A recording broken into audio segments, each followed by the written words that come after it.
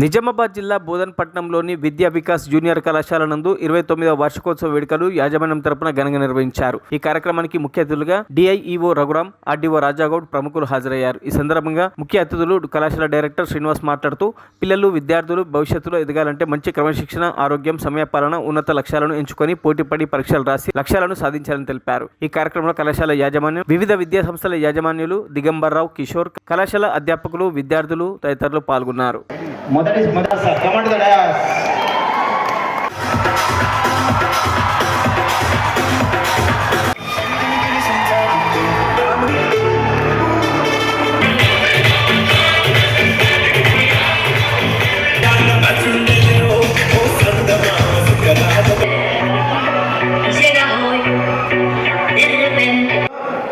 ఎవరి ప్రతి ఒక్కరిలో కూడా స్కిల్ అనేది ఉంటుంది. ఆ స్కిల్ ఏందో ఎవరిని వాళ్ళే వెతుక్కుంటూ పోతే వారు ఆ లక్ష్యాన్ని సాధించుకొని ఉన్నతమైన స్థాయికి వెళ్తారు.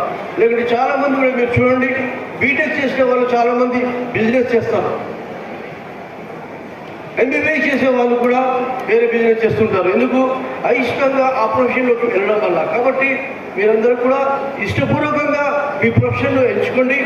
తల్లిదండ్రులకు భయపడద్దు, చుట్టుపక్కల వాళ్ళని చూసి క్రేజీగా ఉండదు. అండ్ చివరిలో అందరూ కూడా గుర్తుంచుకోండి, నాలెడ్జ్ని డెవలప్ చేసుకోండి. Knowledge is very very important for you, for your existence, for your survival.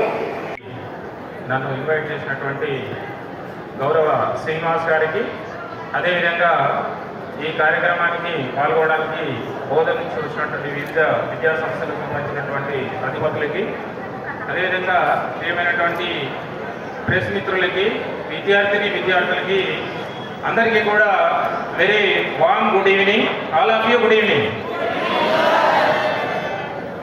So నా పేరు Rajagoud, revenue divisional officer Bodhan.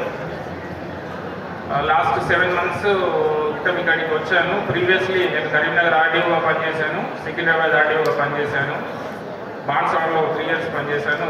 రీసెంట్గా అసెంబ్లీ ఎలక్షన్స్ కంటే ముందు ఇక్కడికి ట్రాన్స్ఫర్ అయ్యి రావడం జరిగింది.